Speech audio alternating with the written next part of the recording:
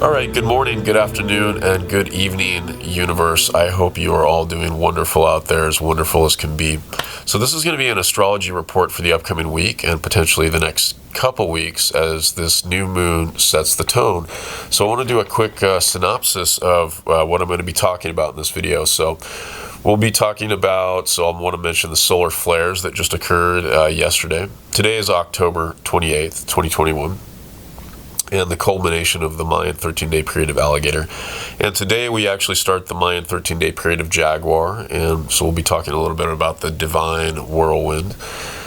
Venus, as of, I believe, yesterday, was at max Eastern elongation, so we want to talk about that a little bit. Scorpio, the Scorpio new moon. We also have Mars moving into Scorpio, as well as Mercury is going to be moving into Scorpio. So a lot of Scorpio energy, getting into the deep, the depths, the dark.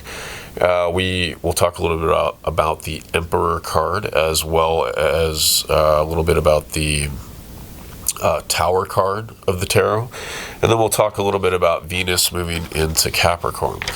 So if we jump right in, we just finished the Mayan 13-day period of Alligator, and on the last day of that 13-day period, it was the day 13 read, and that is the day yesterday that we saw the sun. It was the output of some strong solar storms, some strong X-class, I think it was an X1 solar flare, or solar flares, maybe some M-class ones as well, that immediately, hit Earth within that first 8 minutes, but the particles are going to actually hit the Earth tonight and tomorrow night, and so the whole northwest of the planet could be seeing quite a bit of northern lights or the aurora borealis. So tonight, tomorrow night, potential, depending on your weather, could be great nights to get out and see that in the skies.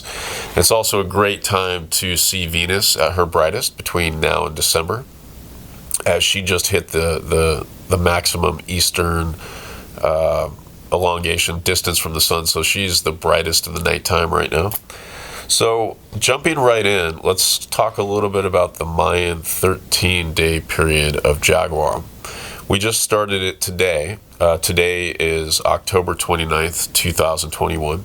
So this Mayan 13-day period of Jaguar is governed by Lazolteotl, and she's an earth goddess or nature goddess, having to do with fertility, sex, protection, deep inner nature. So it also has to do with purification, and purification of the dissonant and distorted energies.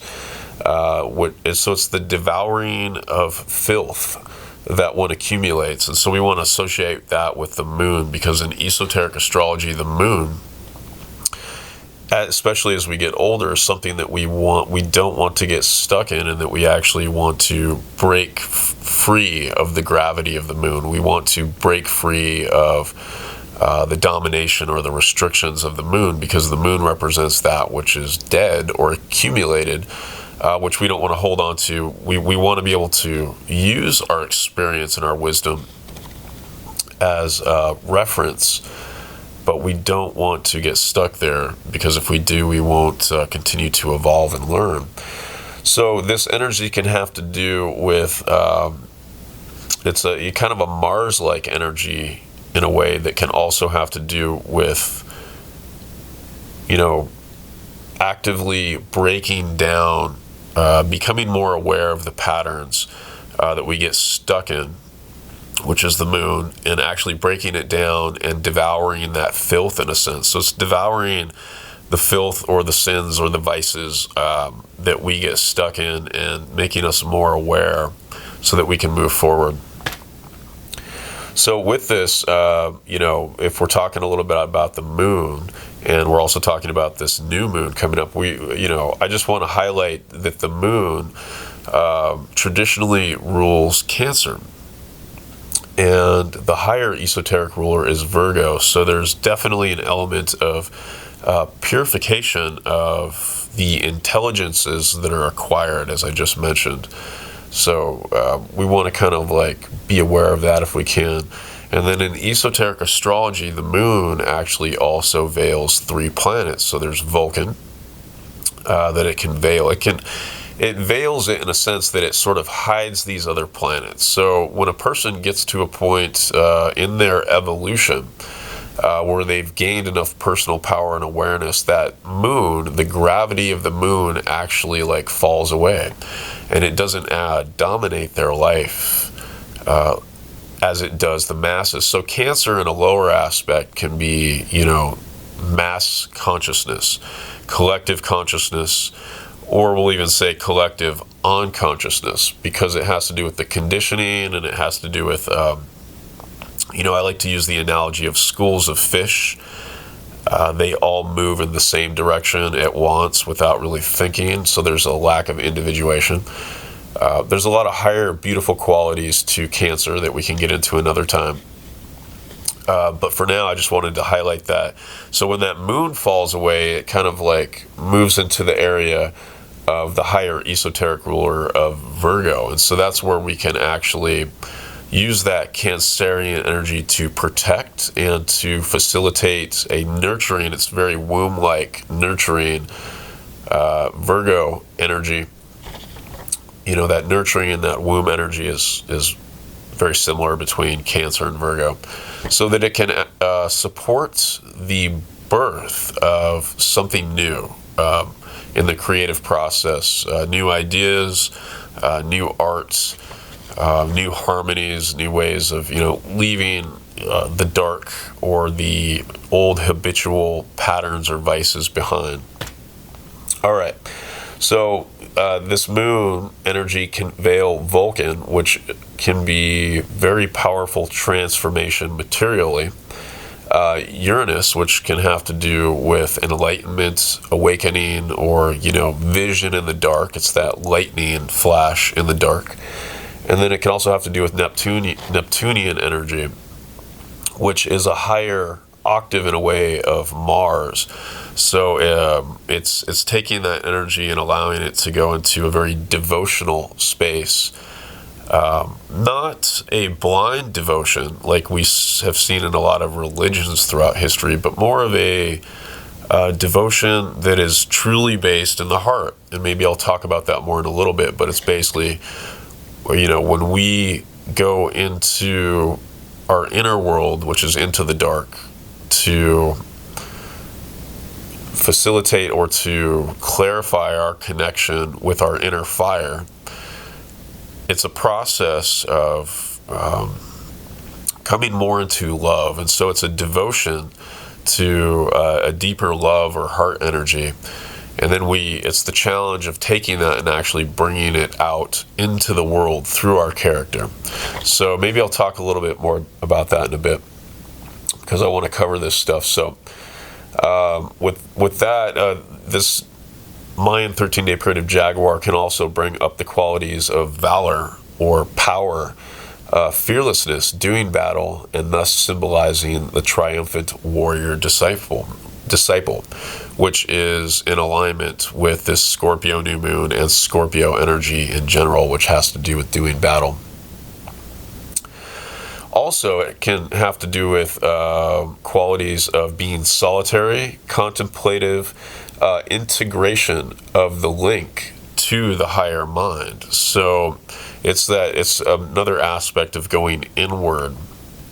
It's not a rejection of the outward world, but it's a coming into the recognition and awareness of the inner world, and finding that the beingness or the silence that can be found within, for instance, meditation.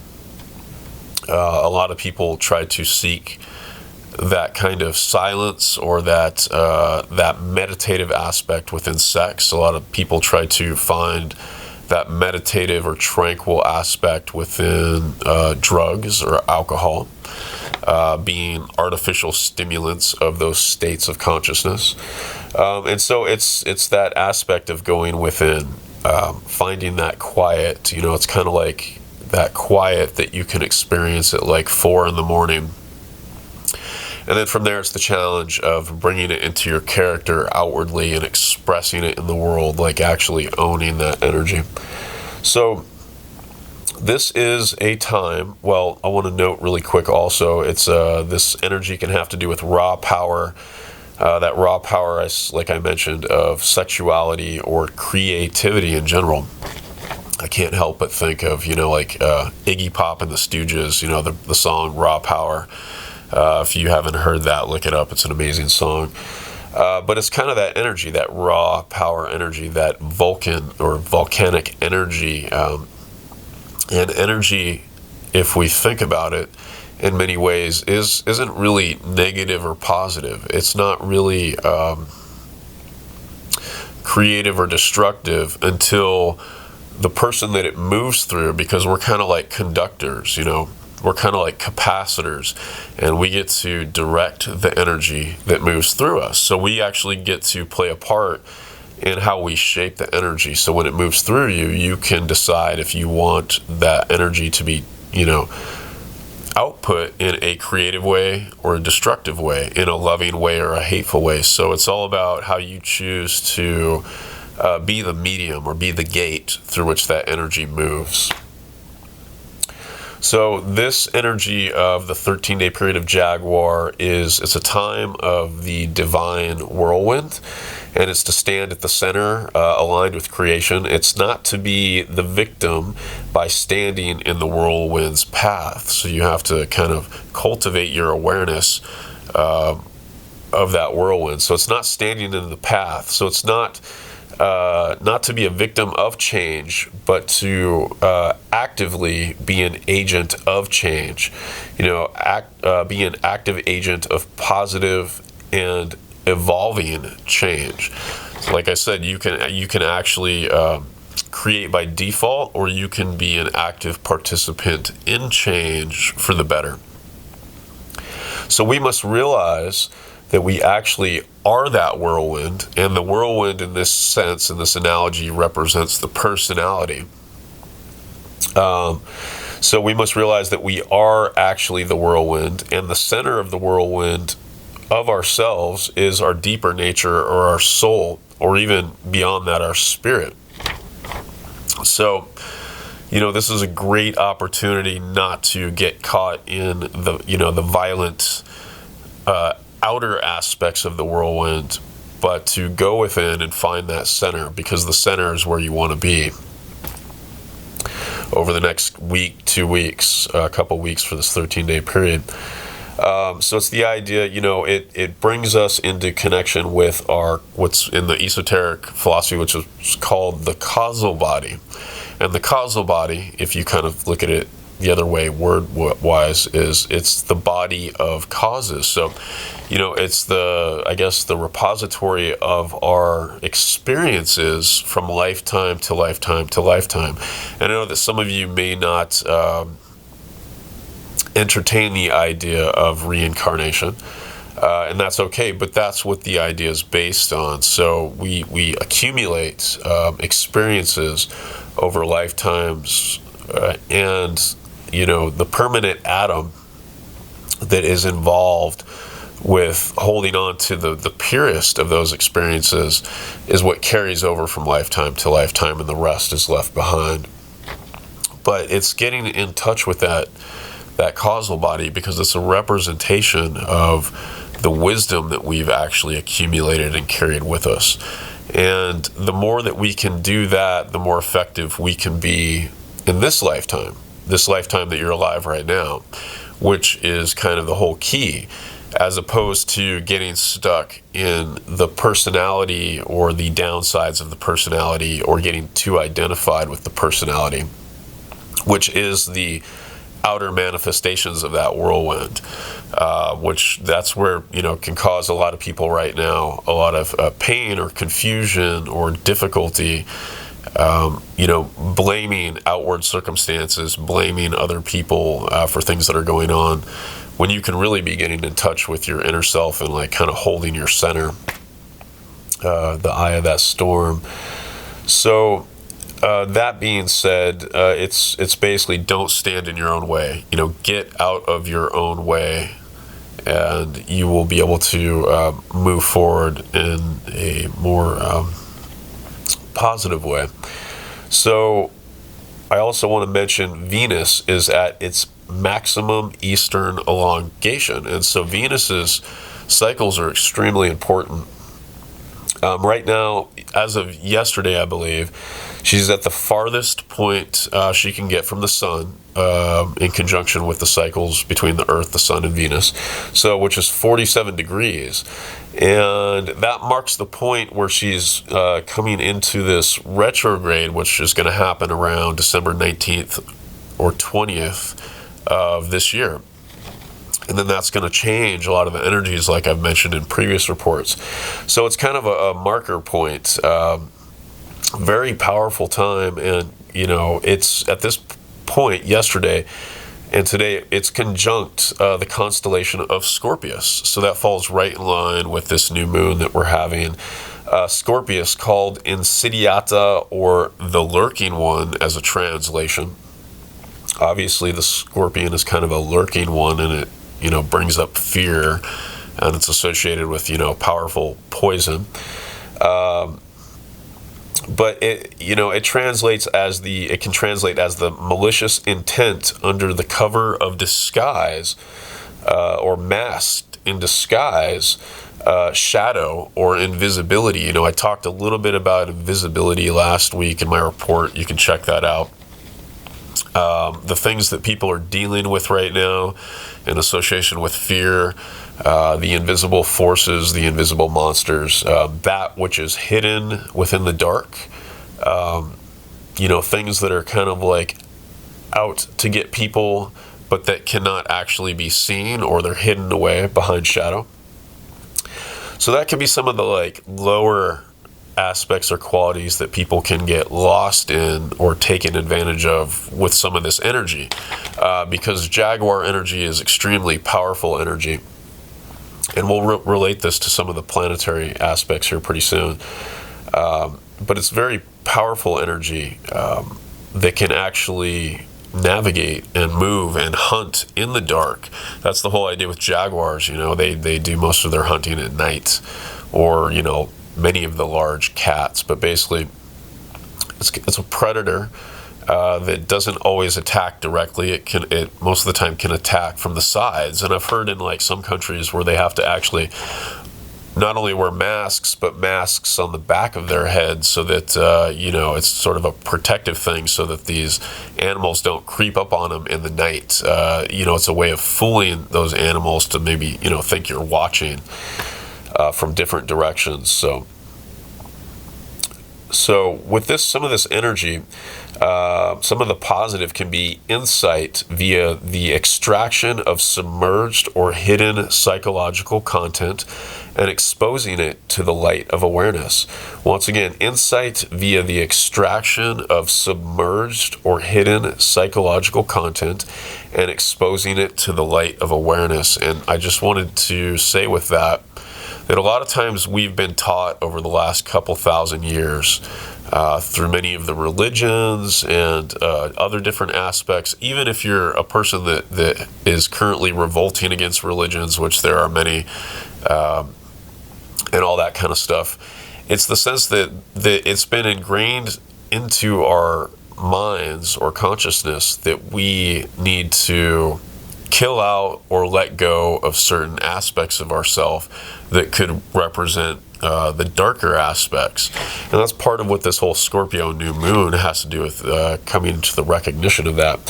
So it's not about cutting out sex. It's not about cutting out our attraction to chemicals like drinking or drugs. As I mentioned in the last report, it's about following it down to its deepest root, where we find that it's connected to the divine. So it's not about throwing these things out, these aspects of our being, because if we do that, we become fragmented beings. And what we want to do is we want to acknowledge the totality of ourselves, of our being, and we want to use these aspects and not try to kill them. You know, a lot of times, you know, another thing that's been taught is to kill your ego, to get rid of the ego, or to kill your mind or get rid of the mind, which is totally ridiculous, thing, because the ego is something we actually need to live in the world. It's something that helps us survive or to manage. It's a point of reference. And our mind, if you kill your mind, we've all seen what, happened through like the 30s, 40s, 50s when they experimented with lobotomies on people. If you kill your mind, if you try to cut a part of your mind or your brain out, you're a non-functioning, you're basically the living dead. You are a zombie. You're the walking dead. So it's not about killing parts of ourselves. It's not about restricting parts of ourselves or sections of ourselves or different aspects or groups of ourselves. Now I'm talking individually and collectively. But it's about finding out how we can accept and use those parts of ourselves, and what is the root sacred principle within those different parts of ourselves. So with this new moon, it's taking us into, dive deeper. It's like, if you have an addiction to something, or if you have anger towards something, you want to get deep. You want to get deeper in touch with why. Why do you have that addiction? Why do you have that anger? Because through it, you can find out how you can actually use it and transform it. So it's not about killing and destroying and segregating and denying these aspects of ourselves individually and collectively, but it's about how can we look deeper at them and actually transform them into love, or transform them with love into something greater that can be used in a beautiful way to help ourselves and, of course, help other people. So, with that, it's also conjunct with this, I'm talking about Venus at its maximum eastern elongation is also conjunct Lesath, which is a star on the tip of the stinger of the Scorpion. So I wanted to think a little bit about the Tower cards. That's, we think about Uranus and Taurus. We're being awakened to our bodies right now in many different ways. We are being awakened to the darker aspects of our bodies as well as our minds. We have that Uranus in Taurus right now at 12 degrees, and it's opposite this new moon in Scorpio. So I'm going to talk about that in a second, but it's all kind of ties together in the sense that the lightning that strikes the tower, it's striking the crown of the tower, which is representative of the crown chakra. And, these cards can be interpreted in so many different ways, but what's happening here is that these people are being brought into some sort of awakening, or it is an enlightening moment where a flash of insight is happening. And so this can occur over this 13-day period, this next couple weeks. We can get really sudden, deep flashes of insight, because what we're doing is we're moving into the dark. We're moving into the dark. And a lot of times, I was thinking about this, and a lot of the times people in a lot of ways represent as themselves an undiscovered fire. So, and that undiscovered fire is essentially, it's a flame that's deep within us, but it's so obscured by our personalities and by our belief systems that we have to go through many, many lifetimes sometimes to sort of clear the window. I kind of see it as like, it's a flame hidden within, some kind of object that has like very darkly tinted windows. And it's like over lifetimes, we're, lightening the shade of those windows so that we can basically come into awareness of that fire. Where was I going with this? So it's just coming into the awareness of that fire, and the ability to recognize that, okay, that's what it was, is that a lot of times we move into the dark because that flame within us is so dim that the darker the areas we go, the more easily it is to actually see that fire, that flame. So a lot of people have to, through, you know, an aspect of evolution, they move into the darker aspects of life in the world in order to actually become more aware of that inner flame. For instance, it's like if you light up a lighter and you hold it up to the sun, you're not going to really be able to distinguish that lighter very much from the sun. In fact, the sun's going to completely overpower it.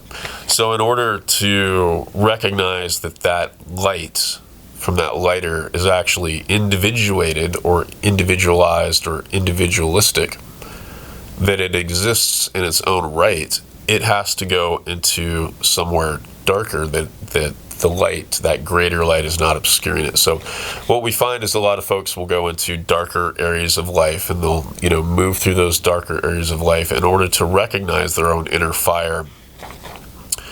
And from there they can, like I said earlier, take that and own it and bring it outward into the world. So it's a gradual process that this Scorpio energy has to do with. And that's that tower, you know, striking the crown chakra, you know, breaking the crown open, bringing one into awareness of one's crown.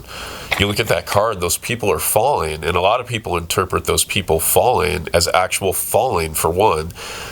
Who's to say that we can't reinterpret the card and that that awareness has completely changed their belief system? Maybe they are actually levitating off of the ground. Maybe, you know, they're actually, if you look at their faces, they're not in terror that they're falling to the ground. They're more in bewilderment or in awe or possibly even confusion.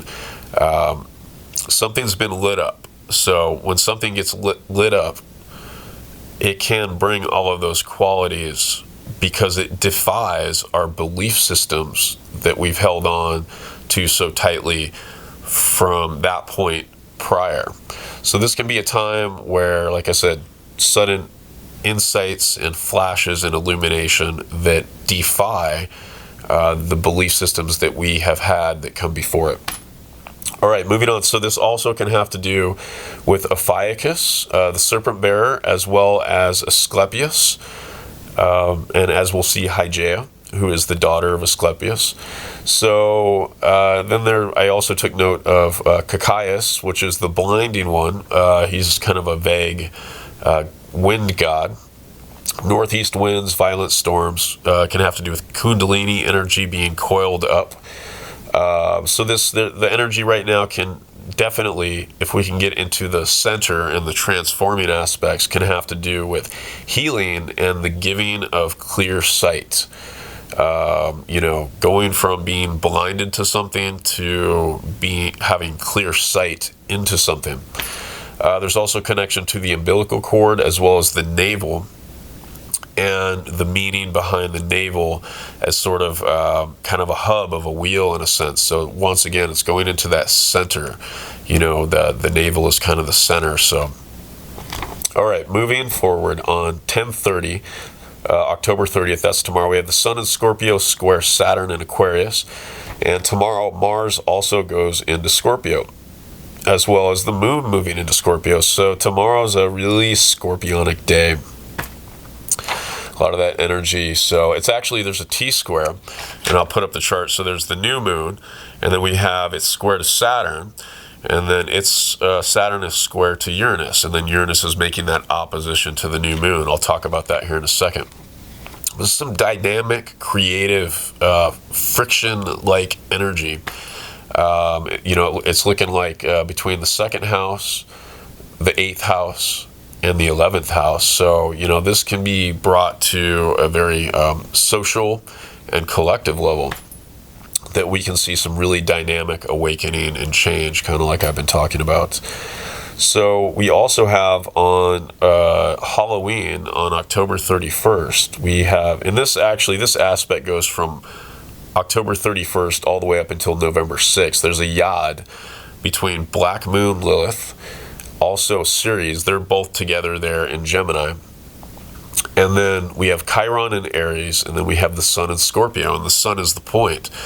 So, you know, you know, we talked a lot about darker qualities in the last report and a bit in this report, and it's taking those and once again, it's transforming them.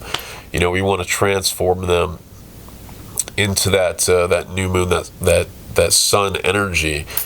We want to transform them on a physical level, on an emotional level, and also on a mental level. Let's see here. November 4th. Okay, November 4th is the day, it's the midway point in this 13-day period of Jaguar. It's the day 7 sun. And on November 4th, we have the Scorpio New Moon. And that Scorpio New Moon is at 12 degrees, 40 minutes of Scorpio. And so what we have here is we have the moon and the sun. And then, like we said, it's opposite Uranus, and then they're both square to Saturn in Aquarius. So this, again, it's just all about that sudden awakening to something or sudden insight that defies your past. And with, you know, the squaring that Saturn in Aquarius, Saturn in Aquarius is wanting to spiritualize definitively on the collective level, also the individual level, but, you know, Aquarius can represent societies and the collective or friends. And so, you know, we think a lot about the center. We talked a lot about the center in this report and coming from the center instead of getting stuck on the, you know, the periphery of the storm or the divine whirlwind. And if we look at the glyph here really quick of Aquarius, it looks like, you know, waves of water, and that's kind of what it represents, waves of water. And so, you know, if we think about the ocean, we think about Neptune and the ocean, it all represents oneness. You know, it's the oneness, we're all connected. And it's that kind of process of each one of us, in a way. Another analogy is that we're all going through a process of going from oneness to the peak of the wave, you know, the point of that wave. You know, we have an appointment to rise up and to claim our individuality, our uniqueness as that one wave. And then we go through the process of going back to source, going back to the ocean. And so, you know, that's this challenge right now, you know, going really deep through that Scorpio new moon, opposite Uranus, you know, the sudden, brilliant awakening, that lightning that gives us new insight. You know, are we going to accept that insight, or are we going to deny it and hold on to our past, to our old belief systems? You know, and can we take that challenge of holding ourselves as individuated, being able to think for ourselves, act for ourselves in unique, autonomous, you know, anchored in the heart, beautiful, individual ways? Or, you know, are we just going to kind of go with the flow? You know, are you just going to, you know, we talked about the school of fish. It's the difference between automatic stimulus response and individual stimulus response. So there's challenges with this new moon. The moon is traditionally in its fall in Scorpio. That's because the sudden, ruthless tendency to cut off and abandon others, right? So it can be, you know, that Scorpio energy can be really cold. You know, Scorpios can cut people out of their life just like that. You know, if it doesn't fit what they want, it just, you know, it's a very death-oriented sign. It's that, you know, Mars is the personality and the esoteric ruler, so there can be just this sudden, like, cutting off other people. They're done. They're gone. They're dead, you know, to the Scorpio kind of energy. So these are negative aspects, the cutting off and abandoning others, because that just translates as a viewpoint of separation and isolation, you know, abandoning others that don't think the same way, you know, denying and wanting to segregate and separate people that, you know, are from different points of view. And we've seen way too much of that over the past couple thousand years between religions and people being afraid of other people that have different skin colors, that come from different cultures. You know the story. So the challenge right now is to not get stuck in that, no matter how subtle it's playing out, even with current events. And some of the other negative aspects is that, and the reason why the moon has its fall in Scorpio is because it's more difficult to be loving and nurturing and to be clearly connected to the feeling nature with this energy.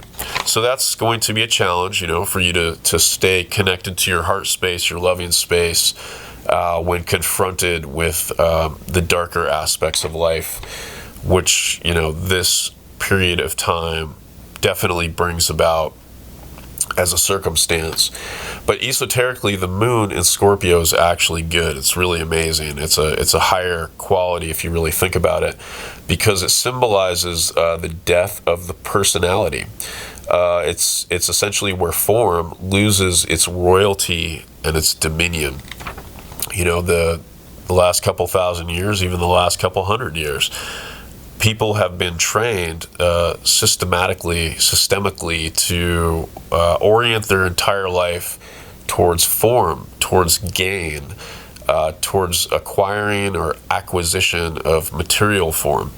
So, you know, when a person's confronted with the idea that life could possibly be so much more than, you know, holding on really tightly to these specific ideas or to material forms, it can be really disorienting or confusing. And you know, that being said, this energy can be very transformative, because, you know, the moon, as I mentioned, can veil Vulcan, Uranus, or Neptune. And, you know, we have Uranus opposite this moon in Scorpio. It's going to be extremely helpful for people that, as I mentioned in the beginning of this video, are not trying to abandon the darker qualities, but trying to find a way to transform them into tools that they can use that are, you know, rooted more in love, that take them to deeper insights of themselves. So this is a great time to get in alignment with that. You know, it's a great time to not get lost in your negative mind if you're dealing with darker aspects and challenging aspects in life. There's a strong fourth ray energy with this. That's the ray of harmony through conflict. That connection to the moon in Scorpio. And so a lot of this energy can have to do with detachment. This will be a challenge for how detached can you be while walking through the battlefield, walking through the darkness. This new moon is conjunct the fixed star Alphecca, or Alpha Corona Borealis, and it is a brilliant white light star in the northern crown. It's referred to as the pearl of the crown, and there's connections to it also being the area of the crown where the buds of flowers can be attached. So some symbolism there to Venus, and the beauty of coming into connection to your higher self and who you truly are, as opposed to the false version, or the superficial or the masked version of who you are. You know, when we get in touch, when we're associated or identified with the outside or with the superficial, you know, it's kind of like a mask. It's being associated with the periphery. We want to do, that's kind of the message of this report, is to go beyond the periphery, go beyond the mask, go inward to that inner fire, to that inner light, and be in resonance with that, with every action that you take, every moment of your day. This brings up a little bit of the tarot of the Emperor card. So there's the number 4, which has to do with structure. 4 can also do with the cross of matter. Can have to do with Saturn and materialism. So once again, it's transforming those ideas on materialism. That's essentially what Vulcan does. And then we have the idea of universal laws. When universal laws are not obeyed, ruin is brought about. destruction is brought about, because we're not in alignment with spirit or source. But when we are in alignment, healing is actually brought about. A higher order, a higher magical order is brought into our life, because we're in alignment with those divine energies. And that's part of the reason why I even study astrology and the Mayan cycles, is because they are aspects of those, divine energies outside of our normal focus. Our current calendar is based around the sun, for instance, and the Mayan had many different calendars. They had their Vulcan calendar, they had their cycles of Venus, and so on and so on. And a lot of those were spiritually based calendars, but then they also had the Hab, or the calendar that's based on the one that we use today, which is the cycle around the sun, which is actually very important. But that calendar was specifically used for agriculture and taxes. And so if we get stuck in just that particular worldview, agriculture and taxes, that's kind of where we're at. We're at a culmination of that point where we need to actually, not throw that out. That's the theme of this report, because it's actually useful, but to transcend it, to go beyond it, and to actually gain a wider context, so that we're not just stuck in that agricultural, the taxation kind of mindset that our society, our corporate society, is currently built on, and obviously is failing. So we need to find ways to go beyond that. I didn't even get yet to Venus in Capricorn. So on November 5th, that's the day after that Scorpio new moon, Venus moves into Capricorn. So Jaguar, as I talked about with this Mayan 13-day period, is ruled by Quetzalcoatl. And Quetzalcoatl is associated with Venus as the morning star. And Venus is essentially the great civilizer. Venus is the divine conditioner, so she has a lot to do with conditioning. She has a lot to do with the senses, which of course is also conditioning. And she is also the synthesizer and the regulator of the destructive urges of the lower mind of humanity. So we've seen so much destructive mindsets and separative consciousness over the last 2 to 8 years. It's just increased more and more. It's basically alienation, it's segregation, it's separation. And part of the process moving forward is to acknowledge these lower qualities, and Venus is going to help us do that. Venus is starting to help us do that now. Sometimes, like I said in the beginning of this report, we have to go into the darker areas to acknowledge the light that currently exists and how bright it is, so that we can bring it into our awareness. So we've been moving through this darkness, especially as a collective, to acknowledge that fire within.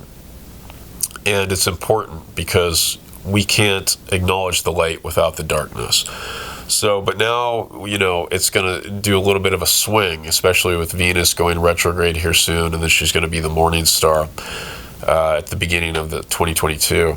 We're going to be transforming that darkness into a higher level aspect with Venus. So, and then she's currently moving into Capricorn, where the duality of the ram that has 2 horns, which kind of represents duality in a sense, can be fused and transformed into one horn, which is the symbolism of the unicorn. And that's why the unicorn has always been associated with the magical, the etherical, the phantasmagorical, the mythical. So it's that transforming of duality into a one-pointed nature. And this is really important. Moving forward, we all need to learn how to transform the dualities of different poles, of different parties, into one functional tool that's kind of like rooted in love and not in hate. So we need to learn how to transform the hate, the lower qualities, into higher qualities. Mercury into Scorpio here on the 5th is going to help us do that as well. At the same day, the moon moves into Sagittarius. So the 5th, it's getting in touch in our mind with these darker aspects. And then that moon in Sagittarius is going to give us a little bit of a boost. We're going to be feeling a little bit inspired to tackle these dark aspects moving forward. And the last thing I wanted to bring up was the idea of, with Venus into Capricorn, Capricorn can represent, those snowy peaks, Saturnian, those icy peaks, those isolated areas. And because there's an element of high, the peak of the mountain, it can also represent spirit. It's material that's gained a high point where that material actually meets spirit. The land meets the sky. And that's really important. It also made me think of glaciers, because that's kind of where glaciers actually dwell. They dwell at the peaks of mountains, at the peaks of volcanoes. And they are some of the spookiest areas. That's a very scorpionic kind of theme. Some of the very deadliest areas that a person can even go or wander in. And it's the idea that glaciers are alive, and they're changing, and then they're shifting, they're moving, they're groaning, and they kind of have, it's a little bit of that anger, because there's that element of frozen. Water is representative of the emotions, and so there can be that anger of being like frozen or stuck in a particular emotion, and the need to free it, express it. There's also a connection a little bit I wanted to note to, in the esoteric philosophy, is referred to as the cold, clear light of the intuition of the mind. And that cold, clear light is cold because it's free of the ambitions, which is a lower quality ambitions, the ambitions of the Capricornian. It's free of the heat, the passionate heat, or the ambitions of the personality. So this is going to be a time where we get in touch with the heat of our personality, why we're attracted to certain things, why we're repulsed by certain things, and trying to get to the deeper root so that we can actually transcend and transform those qualities and actually become more conscious of them. So this is kind of what's going on at this time. So it's a great time to practice being detached. That's the Uranus in Taurus. To be aloof and to try to get a bigger picture. To align with that clear, cold light, which is basically its intuition. Clear, cold light is the intuition. So to align with our intuition and to essentially become decentralized. A little bit of a paradox. So we want to go into our center, the center of the storm, and through doing so, we become decentralized. If you had to break that down further, it's basically decentralized from our personality so that we can actually become centered with a deeper aspect of ourself. I hope I didn't confuse you too much with this report. Much love to you all. Please feel free to subscribe to the channel. I'm only like 100,000 subscribers away from having 100,000 subscribers. And, feel free to email me if you're interested in an astrology reading. My name is Billy Kyle. Much love to you. Have a beautiful Halloween. And may you get in touch with the darker aspects of yourself and transform them. Bye-bye.